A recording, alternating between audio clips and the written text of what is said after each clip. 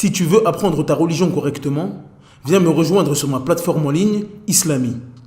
Croyances, langue arabe, jurisprudence, tajwid, tafsir, sciences du hadith, comportement et exhortation. Tout cela dans une seule et même formation. Tu pourras apprendre les bases de ta religion avec des vidéos simples et détaillées. Pour plus de détails, clique sur le lien dans la description. Bonne vidéo. Assalamu alaikum wa rahmatullahi wa barakatuh. Dans cette nouvelle vidéo, nous allons définir ensemble le mot polygamie, at-ta'addud. Nous diviserons cette vidéo en 3 parties. La première partie sera consacrée à la définition du mot ta'addud dans la langue arabe et dans le jargon islamique. Dans la deuxième partie, nous verrons ce qu'il faut absolument savoir à propos de la polygamie. Nous y verrons entre autres le jugement religieux de la polygamie, quelle est la meilleure chose entre la polygamie et la monogamie, ou encore les conditions pour appliquer la polygamie. Dans la troisième et dernière partie, nous verrons ce qu'est l'équité dans la polygamie. Nous verrons dans cette partie en quoi consiste l'équité dans la polygamie, et nous verrons dans quoi l'époux doit être obligatoirement équitable et dans quoi il n'est pas obligé de l'être. Sans perdre plus de temps, on passe à l'explication. Bismillah walhamdulillah wa salatu wa salamu ala rasulillah wa ala alihi wa ashabihi wa man wala. Amma ba'd. La définition du mot ta'addud dans la langue arabe. L'origine du mot ta'addud vient des 3 lettres Ayn, Del, Del, qui forment le verbe adda, qui signifie compter, regrouper. Quant au mot ta'addud, il signifie ajouter quelque chose à quelque chose qui est déjà présent. La définition dans le jargon islamique. Dans le jargon islamique, le ta'addud consiste à se marier à une ou plusieurs épouses en plus de sa première. Ce qu'il faut savoir à propos de la polygamie. Le jugement de la polygamie. Comme nous l'avons dit dans la vidéo sur la définition du mot mariage, le lien est dans la barre de description, le mariage peut être obligatoire, préférable, détestable, haram ou permis selon les situations de chacun. Il en est de même pour la polygamie. Si un homme est déjà marié, mais que malgré cela il a peur pour lui de tomber dans la fornication, alors la polygamie est obligatoire pour lui. Et si un homme sait qu'il ne pourra pas être juste avec 2 épouses, alors la polygamie lui est interdite. Allah Azza wa Jal dit فَانْكِحُوا مَا طَابَ لَكُم مِّنَ النِّسَاءِ مَثْنَى وَثُلَاثَ وَرُبَاعَ فَإِنْ خِفْتُمْ أَلَّا تَعْدِلُوا فَوَاحِدَةً. Dans la sourate 4 au verset 3, d'après la traduction approximative, Allah Azza wa Jal dit: il est permis d'épouser 2, 3 ou 4 parmi les femmes qui vous plaisent. Mais si vous craignez de n'être pas juste avec celle-ci, alors une seule. Quelle est la meilleure chose entre la monogamie et la polygamie? Les savants ont énormément divergé sur cette question. Certains ont dit que l'origine dans le mariage est la polygamie, car dans le verset de la sourate Nisa que nous avons cité précédemment, Allah Azza wa Jal a commencé par 2, 3 et 4, et qu'il a mentionné qu'une seule femme en cas de crainte d'être injuste. Ils ont également dit que la polygamie fut pratiquée par le prophète sallallahu alayhi wa sallam et que le prophète ne fait que ce qu'il y a de meilleur, et également que la très grande majorité des compagnons et des salafs l'ont pratiquée. Ils se sont également basés sur la parole d'Ibn Abbas radiyallahu anhuma. Saïd ibn Jubair radiyallahu anhu a dit: Ibn Abbas me demanda: es-tu marié? Je lui répondis: non. Il me répondit ensuite: marie-toi, car les meilleurs de cette communauté sont ceux qui ont le plus de femmes. D'autres savants tels que l'imam Shafi'i et bien d'autres ont dit que la monogamie est meilleure, car elle est plus proche pour l'homme de l'équité. Être équitable envers sa femme est une chose très difficile pour l'homme. Donc le fait de prendre plusieurs femmes est une porte dangereuse pour lui. Car tout le monde n'est pas capable d'être équitable comme le prophète Mohammed sallallahu alayhi wa sallam, Abu Bakr, Omar et tous les autres compagnons. L'avis qui semble être le plus juste et Allah Azza wa Jal est le plus savant, est que cela dépend de chacun. Si l'homme voit que pour lui la polygamie comporterait plus de bienfaits que de méfaits, alors la polygamie est meilleure pour lui. Mais s'il s'aperçoit que les méfaits de la polygamie seront plus grands ou égaux à ses bienfaits, alors la monogamie est préférable pour lui. En résumé, la polygamie en soi est un acte permis et louable, pour les nombreux bienfaits qu'il en ressort tels que la multiplication des enfants, la diminution de la fornication, la facilité aux femmes veuves et divorcées de se marier et bien d'autres. Cependant, nous ne pouvons pas dire que la polygamie est meilleure que la monogamie de manière absolue. Il faut absolument regarder la personne qui souhaite pratiquer la polygamie pour pouvoir dire si oui ou non elle est meilleure pour lui que la monogamie.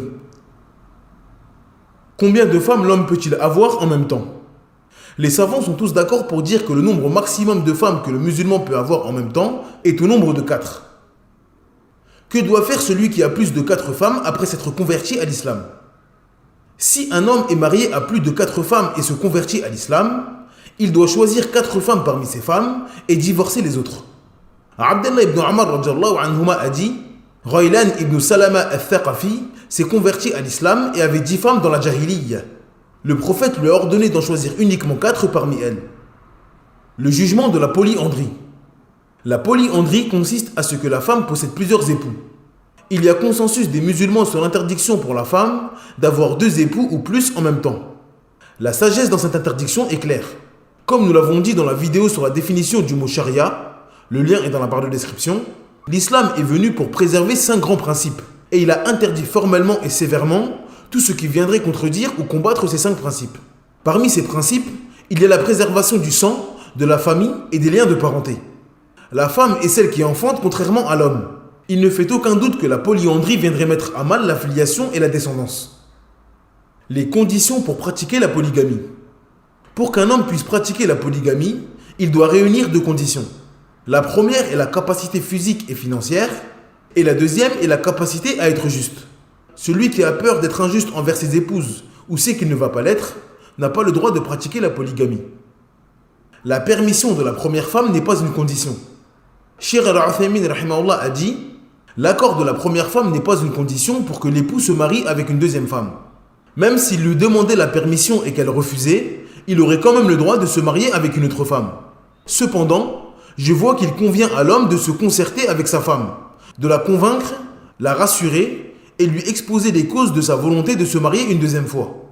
S'il fait cela, sa nouvelle femme viendra dans une situation apaisée et avec connaissance de la part de la première. Ceci permettra aux 2 épouses de vivre dans la sérénité et l'apaisement, sans colère et inimitié. C'est pour toutes ces bonnes raisons qu'il convient d'informer et de demander la permission à sa première épouse. Mais quant au fait de savoir si cela est obligatoire ou pas, non, ceci n'est pas obligatoire. Fin de citation. L'équité dans la polygamie. D'après Abu Hurairah radhiyallahu anhu, le prophète sallallahu alayhi wa sallam a dit, celui qui a 2 femmes avec qui il n'est pas équitable viendra le jour du jugement avec une partie de son corps tombante. Ce noble hadith nous indique que l'iniquité de l'homme envers ses épouses dans ce qu'il maîtrise est un grand péché. Celui qui n'est pas équitable avec ses épouses fera partie de ceux qui seront humiliés et exposés le jour du jugement. Les gens pourront le reconnaître car une partie de son corps penchera et tombera. Le musulman ne doit donc pas prendre cela à la légère et doit connaître dans quoi il doit obligatoirement être équitable envers ses épouses. L'équité n'est pas l'égalité. Beaucoup de musulmans pensent que l'islam est basé sur l'égalité ou l'égalitarisme. Ceci n'est pas correct. L'islam est basé sur l'équité, qui est le contraire de l'injustice. L'équité consiste à donner son droit à son ayant droit en fonction de sa situation. Exemple, j'ai 2 enfants. Le premier possède un petit appétit, tandis que l'autre en possède un très grand. Le premier est maigre et se rassasie avec un morceau de pain, tandis que le second est gros et a besoin de beaucoup plus pour être rassasié. Il ne fait pas partie de l'équité de leur donner le même repas. Si nous donnons un tout petit repas à celui qui mange peu et la même chose à celui qui mange beaucoup, le second n'aura pas eu ce qui lui convient et a obtenu son droit. Ceci est donc une iniquité. Il en est de même si nous donnons un très grand repas à celui qui mange très peu. Cela serait du gaspillage et ne serait d'aucune utilité. Dans ce cas précis, l'équité consiste à donner ce dont a besoin chacun des enfants. Si un morceau de pain suffit à rassasier mon enfant maigre, alors je lui donne son droit. Et si mon autre enfant a besoin de 4 morceaux de pain pour être rassasié, alors je lui donne également son droit. Donc nous comprenons à travers cet exemple que l'équité entre les femmes consiste à donner à chacune son droit qui lui est propre dans les choses apparentes. Exemple, si une de mes femmes possède énormément de vêtements et une autre n'a presque rien pour se vêtir, je dois donc acheter plus de vêtements à celle qui n'a pas de quoi se vêtir convenablement. Autre exemple, si j'ai une femme qui est grosse et une autre qui est très fine, je devrais donc acheter plus de tissu pour l'une ou des vêtements plus grands, et donc dépenser plus d'argent pour celle qui est plus grosse. En résumé, il est très important pour le musulman de savoir ce qui est voulu par l'équité. L'équité ne consiste pas à tout diviser par 2 ou par 3 bêtement, car parfois l'égalitarisme est injuste. Il faut donc contenter ses épouses en fonction de leur situation et ce dont elles ont besoin. L'équité dans la nourriture. Concernant la nourriture, il est très important de distinguer 2 choses. La dépense obligatoire et la dépense supplémentaire. Concernant les dépenses obligatoires dans la nourriture, L'homme doit donner à chaque femme le droit qui lui est propre. Exemple, si une de mes femmes possède 5 enfants avec moi, tandis que l'autre n'en a aucun, je ne dois pas acheter pour le mois 1 kilo de riz pour chacune. Je dois acheter une quantité de riz suffisante pour celle qui a 5 enfants et celle qui n'en a pas. Il ne fait donc aucun doute que je devrais acheter plus de riz pour celle qui a 5 enfants que pour celle qui vit seule. En ce qui concerne les dépenses supplémentaires dans la nourriture, il est obligatoire pour l'homme d'appliquer l'égalité. Exemple, j'achète un repas au restaurant pour l'une de mes femmes, et ceci en dehors des courses du mois. Il est obligatoire pour moi d'acheter un repas au restaurant pour mon autre épouse. Et ceci est identique pour la boisson. L'équité dans les nuits. Il est obligatoire pour l'homme d'être équitable dans les nuits passées avec ses épouses. L'imam Shafi'i rahimahullah a dit: la sunna du messager d'Allah ainsi que l'ensemble des savants musulmans indique qu'il est obligatoire pour lui de partager équitablement les jours et les nuits entre ses femmes. Fin de citation. L'homme doit donc répartir le nombre de nuits passées avec ses épouses de façon équitable et en fonction de sa situation. Il doit donc passer 1, 2 ou 3 nuits avec une, puis passer exactement le même nombre de nuits avec l'autre. En résumé, l'origine dans la répartition du temps passé avec les épouses se fait dans le nombre de nuits passées avec elles. Et il est également préférable de passer la journée avec celle avec qui on a passé la nuit. L'imam Shafi'i rahimahullah a dit: la répartition se fait dans les nuits passées avec chacune des femmes, et il est préférable de passer la journée auprès d'elles. Fin de citation. L'imam Ibn Qudama rahimahullah a dit: l'origine dans la répartition entre les femmes se fait dans le nombre de nuits, et cela sans aucune divergence. Car c'est la nuit que l'on retourne dans son foyer, sa famille, et que l'on y dort généralement. Quant au jour, il est généralement le moment où l'on sort de chez soi, où l'on travaille et où l'on est occupé. Allah dit: il a fait de la nuit une phase de repos. Allah dit aussi: et a fait de la nuit un vêtement et assigné le jour pour les affaires de la vie. Il dit également: c'est de par sa miséricorde qu'il vous a assigné la nuit et le jour, pour que vous vous y reposiez et cherchiez de sa grâce, et afin que vous soyez reconnaissants. C'est donc pour cela que l'homme doit répartir le temps passé avec ses femmes nuit par nuit, et passe sa journée à faire ses obligations ou ce qui lui est permis de faire. Sauf si son travail et son moyen de subsistance se fait de nuit, comme celui qui travaille dans la sécurité, la surveillance de nuit ou autre. Il doit dans ce cas-là répartir les jours entre ses femmes et travailler la nuit. Fin de citation. Visiter son épouse quand ce n'est pas son jour. La visite durant la nuit. Il est interdit à l'homme de visiter durant la nuit une de ses épouses en dehors de sa nuit. Celui qui fait cela sans raison valable aura commis un péché. Cependant, il est permis de le faire uniquement en cas d'extrême urgence, comme celui qui est atteint d'une maladie mortelle et qui souhaite léguer ou dire quelque chose à l'une de ses femmes. S'il se rend chez une de ses femmes en dehors de sa nuit durant un très court moment, il n'aura pas à rattraper le moment passé chez elle. Exemple, je dois à tout prix me rendre chez une de mes femmes en dehors de sa nuit, car j'ai oublié chez elle une chose très importante. J'entre pour prendre l'objet et je pars immédiatement. Dans ce cas précis, je n'aurai pas à rattraper le moment passé chez elle. Mais si je reste un long moment avec elle, je dois obligatoirement rattraper ce temps. Exemple, une de mes épouses est gravement malade. Les médecins disent qu'elle ne va sûrement pas guérir de cette maladie. Je reste donc auprès d'elle durant sa maladie. Par la grâce d'Allah Azza wa Jal, elle guérit de sa maladie au bout de 3 nuits. Je dois obligatoirement rembourser les 3 nuits passées avec elle avec mon autre épouse.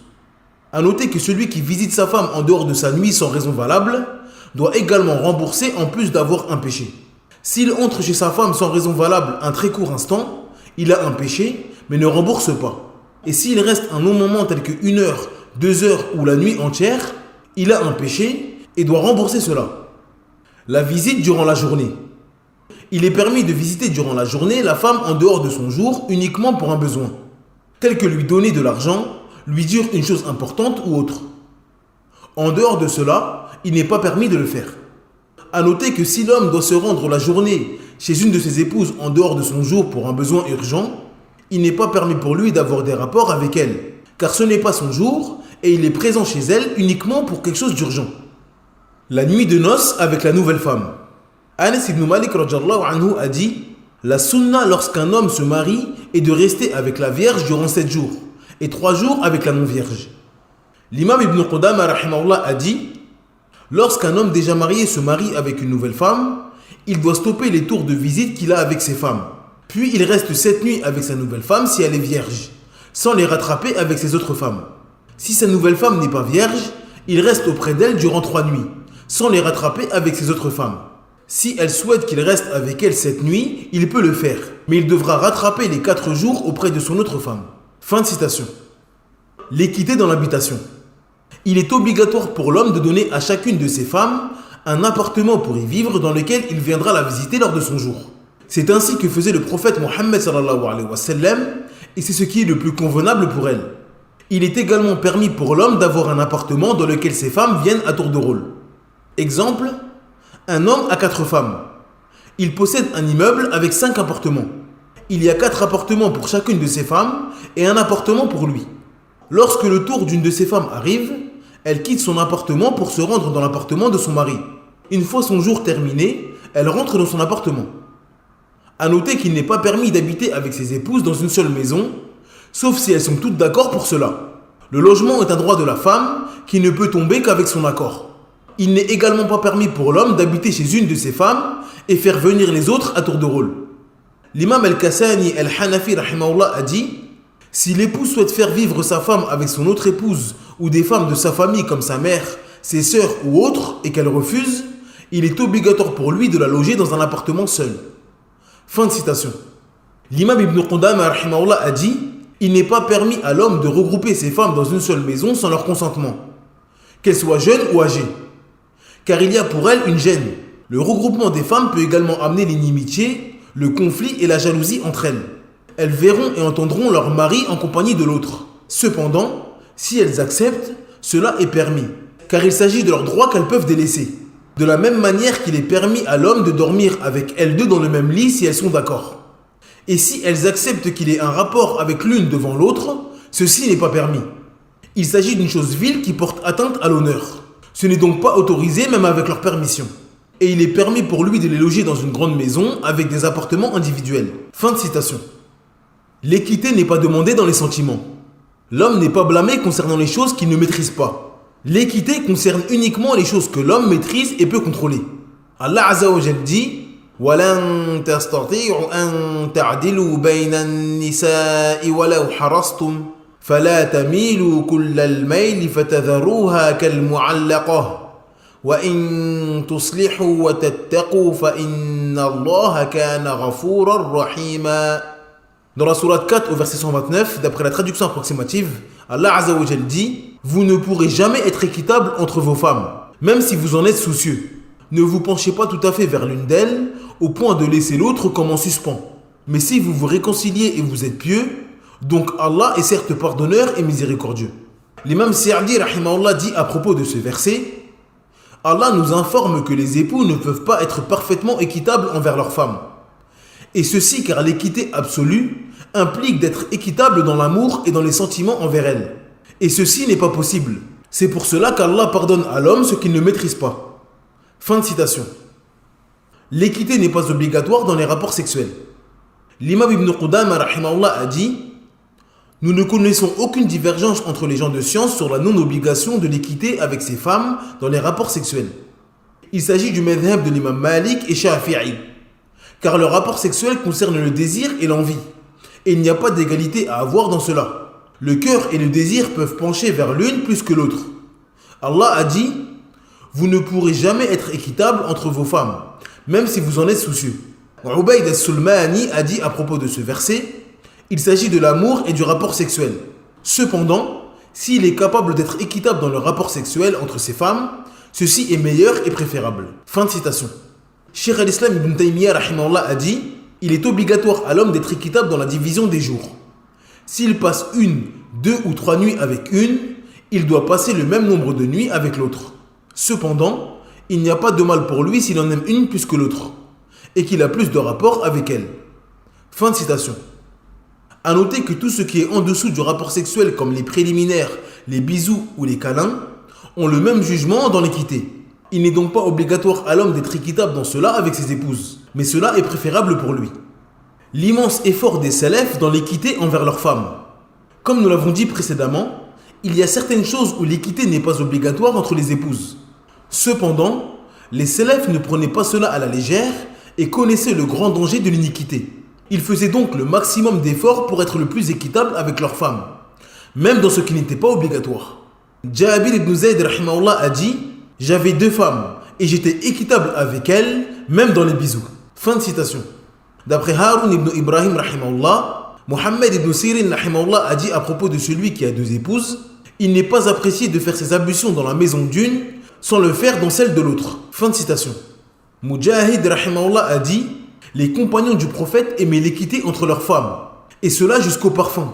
Ils se parfumaient avec l'une de la même manière qu'avec l'autre. » Fin de citation. Demander à une de ses épouses de délaisser un de ses droits. Comme nous l'avons dit précédemment, il est obligatoire pour l'homme d'être équitable envers ses épouses dans la nourriture, les vêtements, les nuits, le logement et toute autre chose apparente. Cependant, il est permis au mari de demander à l'une de ses femmes de délaisser un de ses droits.